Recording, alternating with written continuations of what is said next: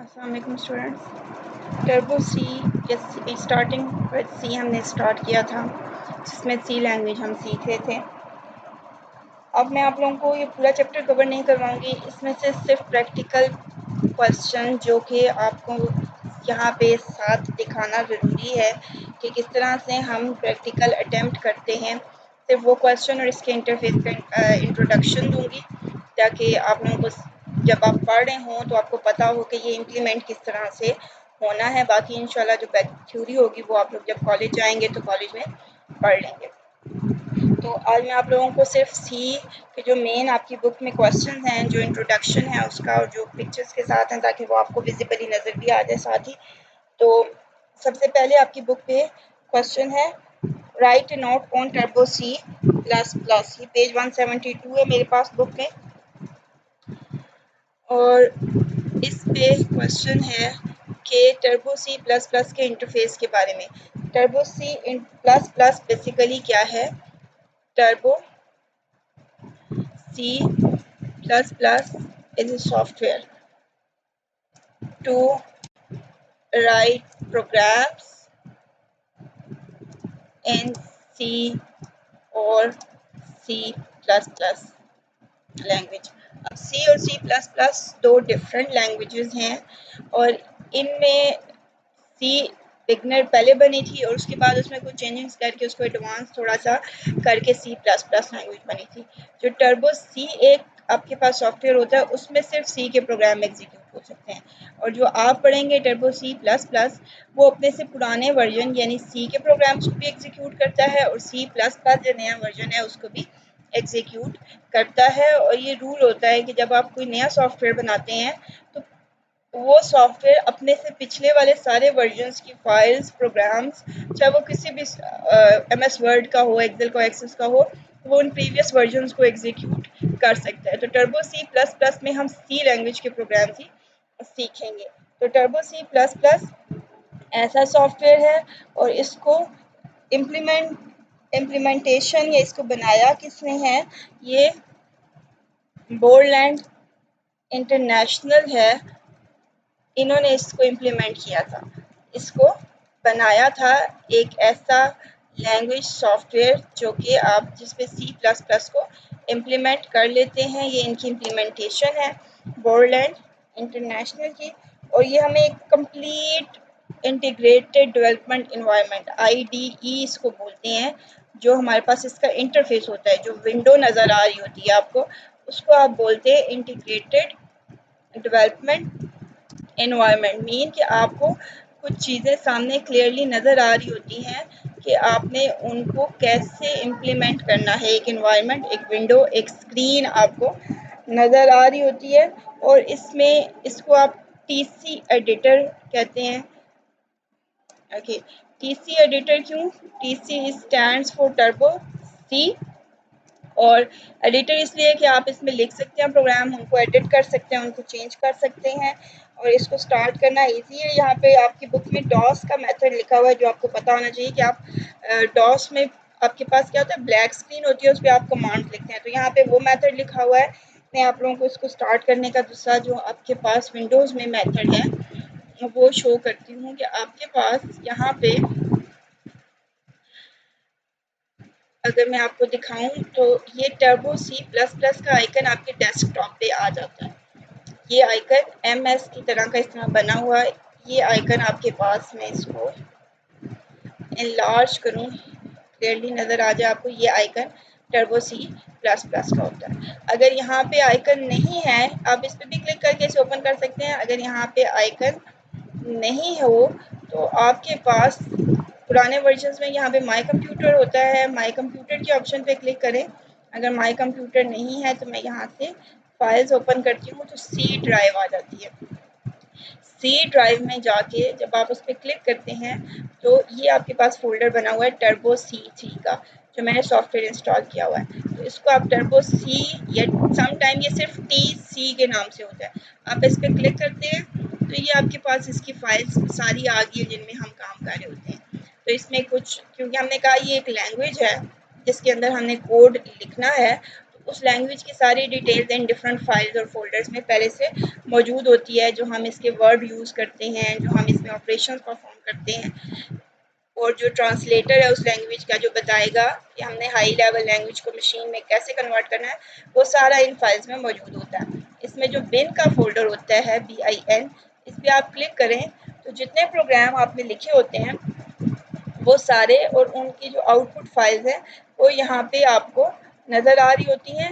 और यहीं पे आपके पास टर्बो सी के लिए एक, अगर मैं आपको दिखाऊं, ये TC एप्लीकेशन लिखा हुआ है। या तो आपके पास यूँ सिंपल TC एप्लीकेशन लिखा होता है, या फिर आपके पास वैसा ही आइकन बना होता है जो मैंने आपको डेस्कटॉप पे दिखाया है। तो आप यहाँ से इसको ओपन कर सकते हैं और बाकी जितने प्रोग्राम्स जो लिखे हुए हैं, मैं अगर आपको यहाँ से कोई एक ओपन करके दिखाऊं, आपके पास कोड लिखा हुआ नज़र आ जाएगा जो आप लोगों ने लिखना सीखना है। ओके, इसको ऐसे रन नहीं कर सकते हम इस वर्जन में। मैं आपको कोड वाली फाइल को दिखा देती हूँ जिसमें आपको सिर्फ कोड नज़र आ जाए। ये देखें .cpp फाइल है, तो ये आप इसको जब वर्ड ओपन करते हैं तो ये कोड लिखा हुआ आता है। ये बेसिकली सेट ऑफ इंस्ट्रक्शंस या प्रोग्राम्स कहलाते हैं और ये आपने सी में खुद लिखनी होती हैं सारी A to Z। ये जितनी इंस्ट्रक्शंस लिखी हुई हैं ये आपने खुद लिखनी होती हैं। इनको लिखने का मेथड ऑब्वियसली आप लोग सीखेंगे अपने इस कोर्स में। तो यहाँ से आप इसे ओपन कर सकते हैं। अब इसको ओपन करने का मेथड मैंने आपको बता दिया। यहाँ से अब मैं इस वर्जन पे क्लिक करती हूँ तो ये टर्बो C++ है, इसलिए मेरे पास इस तरह की विंडो आएगी। यहाँ पे स्टार्ट टर्बो C++, इसको मैं टर्बो C++ करूँगी तो ये विंडो मेरे पास ओपन हो गई है।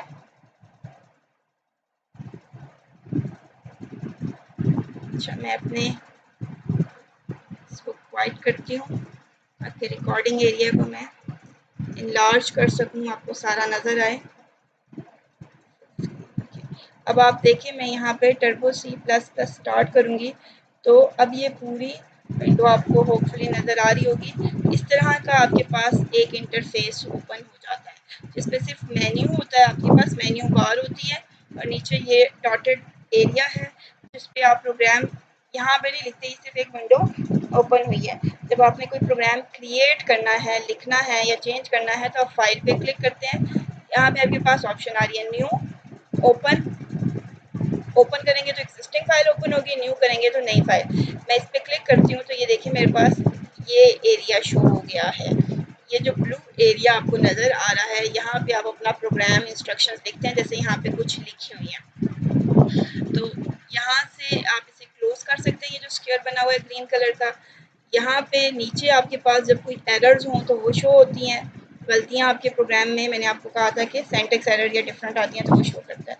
ये आपके पास ये एरोज बने हुए हैं या यहाँ पे ये वैल्यूज आ रही हैं जिनके थ्रू आप चेंज कर सकते हैं। ये अगर मैं यहाँ पे क्लिक करूँ तो आपको ये लाइन डॉट ब्लिंक होती नज़र आ रही है। जहाँ पे ये लाइन ब्लिंक हो रही होती है वहाँ पे आप अपना कोड इंटर कर सकते हैं। तो ये एडिट विंडो है।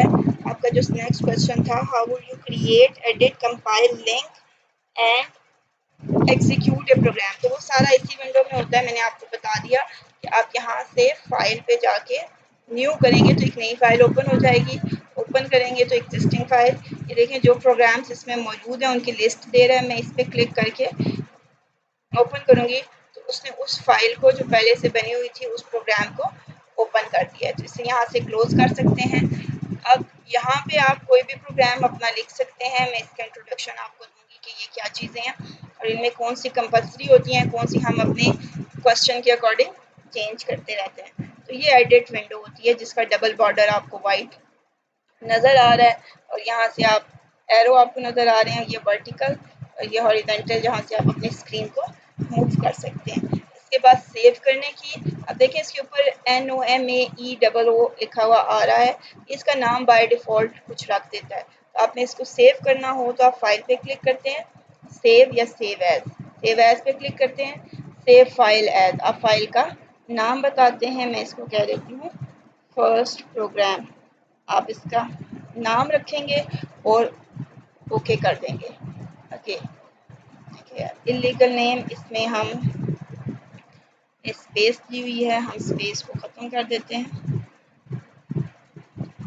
ओके, अब आप देखेंगे कि इसके टॉप पे जो मैंने नाम रखा था वो यहाँ पे शो हो गया। इट्स मीन कि हमारा प्रोग्राम सेव हो गया। एक मेथड ये है फाइल से सेव करने का, और दूसरा आपके पास ये देखिए नीचे आपको हिंट भी दे रहा है कि आप F2 पे प्रेस करेंगे तो आपके पास सेव वाली विंडो आ जाएगी, वही डायलॉग बॉक्स, और आप उसके थ्रू सेव कर सकते हैं। उसके बाद आपके पास नेक्स्ट ऑप्शन होती है कंपाइल की।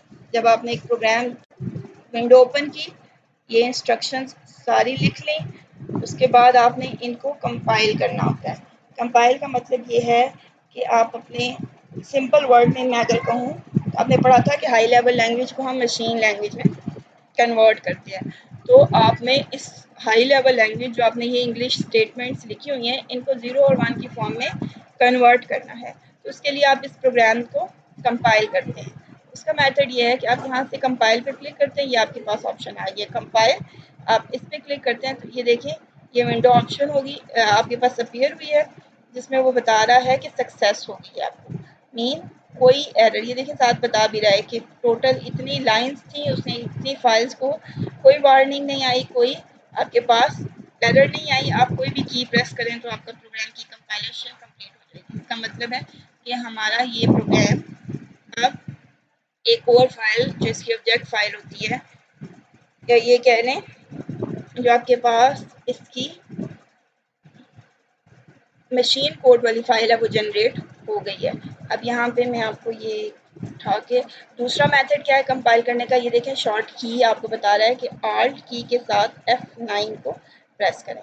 अब देखें इसमें मैंने एक चेंज किया था तो जिसकी वजह से वो बता रहा है कि इसमें एक एरर आ रही है, कोई एरर या गलती मैंने इस प्रोग्राम में कर दी है। तो उसके लिए आप इस पर क्लिक करते हैं तो वो नीचे शो कर देता है, ये आपके पास आ गया स्टेटमेंट मिसिंग सेमी कॉलन, कि स्टेटमेंट में कोई सेमी कॉलन मिसिंग है, ये कोई प्रॉब्लम है जो मैंने आपको कहा था, वो एरर्स हमारे पास शो हो जाती हैं, सिंटैक्स एरर्स। तो यहाँ पे नीचे पूरी लिस्ट आ जाती है। अभी मैंने एक ही कोमा सेमी कॉलन हटा के मिस्टेक चेक की थी तो एरर आ गई थी। इसका मतलब है जब एरर आ जाती है तो हमारा प्रोग्राम कंपाइल नहीं होता, वो स्टॉप कर देता है उसे। तो मैं यहाँ पे दोबारा से उस एरर को करेक्ट करके Alt F9 प्रेस करूँगी तो आप देखें 0 एरर। तो ये आपका प्रोग्राम क्या हुआ है, कंपाइल हो गया। ये कंपाइल करने का मेथड है। उसके बाद लिंकिंग ऑफ सी प्रोग्राम है, जो ज़रूरी नहीं होता क्योंकि वो ऑटोमेटिकली उसे कर देता है, लेकिन लिंकिंग में हम क्या करते हैं कि आप यहाँ पे देखेंगे हैश इंक्लूड आपको लिखा हुआ आ रहा है stdio, हैश इंक्लूड मोनियो। ये दो फाइल्स हैं जो हमने इसमें इंक्लूड करवाई हैं, ऐड की हैं। ये क्यों यूज़ हो रही हैं, इनका पर्पस क्या है, ये तो आप लोग पढ़ेंगे, सो इसलिए इस पर कंफ्यूज नहीं होना। बस ये पता होना चाहिए कि ये दो फाइल्स थी जो हमने इसमें इंक्लूड करवाई हैं। इसके अलावा हम और भी फाइल्स इसमें इंक्लूड करवा सकते हैं। देखिए स्टेटमेंट से पता चला है इंक्लूड करवाई है हमने। तो इनको लिंक करने के लिए कि ये हमारी जो फाइल है, प्रोग्राम है, उसके साथ अटैच हो जाए, तो आपके पास मेथड वही होता है कि आप कंपाइल पे जाते हैं, ये लिंक की ऑप्शन आ रही है, आप इस पर लिंक करेंगे तो बता देगा उसने लिंकिंग कर दी है। पास टू दो लिंक्स थे, यहाँ पे दो फाइल्स क्योंकि इंक्लूड हुई थी, उनमें कोई एरर नहीं आई तो वो लिंक हो गई है सक्सेसफुल, तो ये लिंकिंग हो गई। ये लिंकिंग का स्टेप आप करते नहीं हैं यूजुअली, आप सिर्फ कंपाइल करते हैं या ऑटोमेटिकली उनको जब आप एग्जीक्यूट करते हैं तो लिंक भी कर देता है। लेकिन अगर कोई पूछे तो आपको पता होना चाहिए कि ये हमारी जो फाइल्स होती हैं, लाइब्रेरी की फाइल्स जो हमारे सॉफ्टवेयर में मौजूद है, सर्गो सी में मौजूद है, उनको इंक्लूड करवाने के लिए हम यूज़ कर रहे हैं। अब प्रोग्राम लिख भी लिया, कंपाइल भी कर लिया, एरर आई थी उसे भी रिमूव कर दिया, दोबारा से कंपाइल कर लिया, लिंकिंग हो गई। इसके बाद लास्ट में हमने इसका आउटपुट चेक करना होता है। तो आउटपुट चेक करने के लिए हम अपने प्रोग्राम को एग्जीक्यूट करते हैं। एग्जीक्यूट करना या रन करना या उसका आउटपुट चेक करना, तो सिंपल मेथड है आपके पास। ये देखिए रन की ऑप्शन आ रही है, आप रन पे क्लिक करते हैं, रन की ऑप्शन आ गई है, कंट्रोल F9। आप या तो कंट्रोल F9 प्रेस करें या फिर आप क्या करें, आप इस पे ही क्लिक कर दें। तो उसने जो उस प्रोग्राम में इंस्ट्रक्शंस लिखी थी उसके अकॉर्डिंग हमें एक रिजल्ट दे दिया। उसमें ये था कि इसने ये 6 स्टार्स प्रिंट करवाने थे, तो उसने ये 6 स्टार्स प्रिंट करवा दिए हैं। ये आउटपुट, इस तरह की आउटपुट आपके पास शो होती है, एक ब्लैक स्क्रीन और उसके ऊपर जो भी आउटपुट, और जब आप एंटर या कोई की प्रेस करते हैं तो ये वापस उसी विंडो पे चला जाता है। अब मैं यहाँ पे अगर आप लोगों को इसकी आउटपुट थोड़ी सी चेंज करके दिखा देती हूँ कि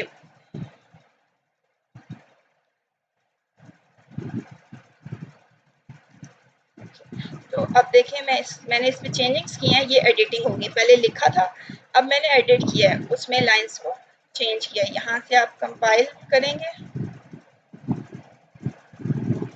Alt F9 से, कंपाइल हो गया और कंट्रोल F9 से एग्जीक्यूट हो गया। अब आप देखेंगे नीचे आपके पास 0 1 2 3 4 आ गया है, जो कि उसका नया आउटपुट है। ये जो आपको ऊपर स्टार्स नज़र आ रहे हैं ये बेसिकली पुराना आउटपुट ही शो हो रहा है, ये नए प्रोग्राम का आउटपुट नहीं है। मैंने स्क्रीन को अपनी क्लियर नहीं किया, इसलिए इसने पुराने के आगे ही नया वाला आउटपुट शो कर दिया है। क्लियर कैसे करते हैं ये आप लोग पढ़ेंगे। ओके, तो ये हमारे पास प्रोग्राम एडिट भी हो गया और हमारा प्रोग्राम रन भी हो गया। तो होप आपको इतनी समझ आ गई होगी, अगर नहीं आई तो आप मुझसे पूछिएगा, मैं आपको इसको थोड़ा सा और एक्सप्लेन कर दूंगी, लेकिन ये सिंपल है। आपने विंडो यहाँ से फाइल पे जाके न्यू विंडो को ओपन करना है और न्यू विंडो ओपन करने के बाद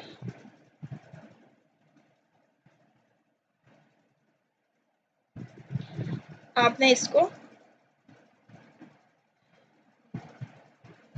न्यू विंडो ओपन करने के बाद आपने इसको रन करना होता है। तो मैं यहाँ से प्रोसेस को एक दफ़ा रिपीट कर देती हूँ ताकि आपको इसको ओपन करना और इसको रन करना आ जाए कि आपने इस अपने वर्जन पे क्लिक किया आइकन पे, स्टार्ट टर्बो C++, तो विंडो ओपन हो गई।